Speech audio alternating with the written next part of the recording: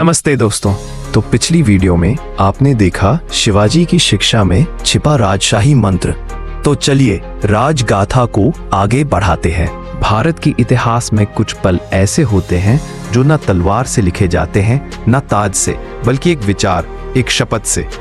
1645 की सुबह एक किशोर अपने 12 साथियों के साथ एक मंदिर में पहुंचा।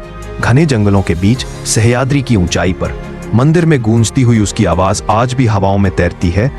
अब और नहीं, अब गुलामी नहीं, अब हिंदवी स्वराज की शुरुआत होगी। और इस एक पल ने भारत की तकदीर बदल दी। शिवाजी महाराज का जन्म भले ही एक सरदार के बेटे के रूप में हुआ हो, लेकिन उनके विचार किसी राजा से कम नहीं थे। उनके पिता शाहजी राजे बीजापुर दरबार के प्रभावशाली सरदार थे और शिवाजी को पुणे की एक जागीर सौंप दी गई थी। सब कुछ ठीक चल रहा था कागजों पर, लेकिन शिवाजी का मन बेचैन था।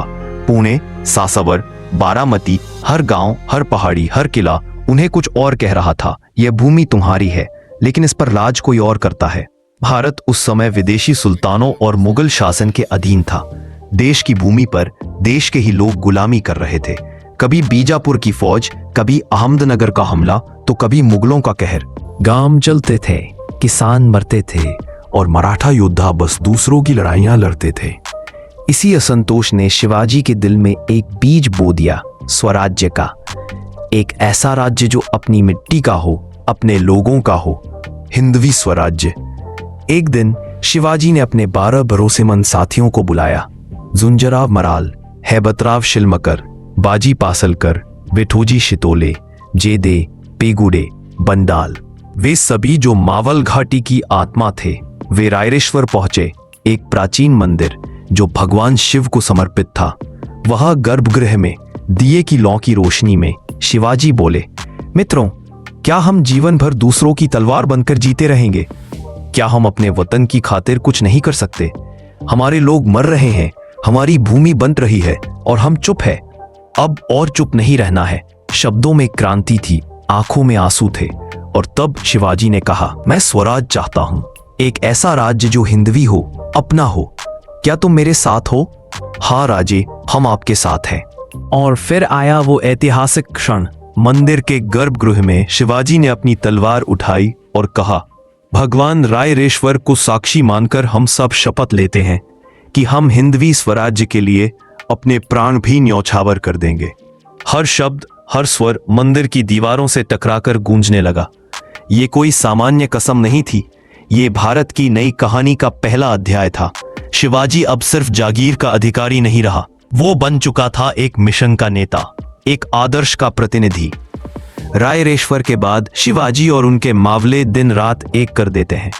उन्होंने पहाड़ियों में छिपे गुप्त रास्तों को खोजा, किलों की संरचना का अध्ययन किया, गोदाम, तहखाने, बारूद के ठिकाने, घोड़े तैयार किए गए, तलवारें तेज की गईं। लेकिन सिर्फ तलवार से राज नहीं बनता, लोगों से बनता है। शिवाजी ने देशमुखों को समझाया, तुम आपस में लड़कर क्या पा रहे हो? आओ एक साथ चलें, एक स्वराज की ओर। कई मान गए, जो नहीं माने उन्हें झुकाया गया। और इस एकता से एक नई शक्ति उभरी, मावलों की ताकत। इस दौरान एक और चीज जन्मी, शिवाजी की शाही मुहर।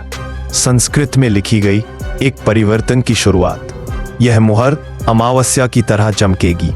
ये सिर्फ शब्द नहीं थे, यह भविष्यवाणी थी, एक स्वराज के उदय की। जब शिवाजी लाल महल लौटे, उन्होंने जीजाबाई को सब कुछ बताया।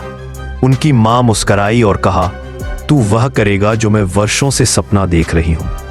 रायरेश्वर का मंदिर आज भी वहीं है, चुपचाप खड़ा, लेकिन उसकी दीवारों में वो शब्द अब भी गूंजते हैं। इस कहानी से हमने क्या सीखा? कि क्रांति तलवारों से नहीं, विचारों से शुरू होती है। शिवाजी सिर्फ एक योद्धा नहीं थे, वो एक विचार थे। और हर युग को एक शिवाजी की जरूरत होती है, जो कह सके, अब बहुत हुआ, अब हमारा राज होगा। तो राजगाथा को यही रोकते हैं। अगली वीडियो होगी स्वराज, प्रथम विजय। Like a video and subscribe for next part. जय हिंद, जय भारत।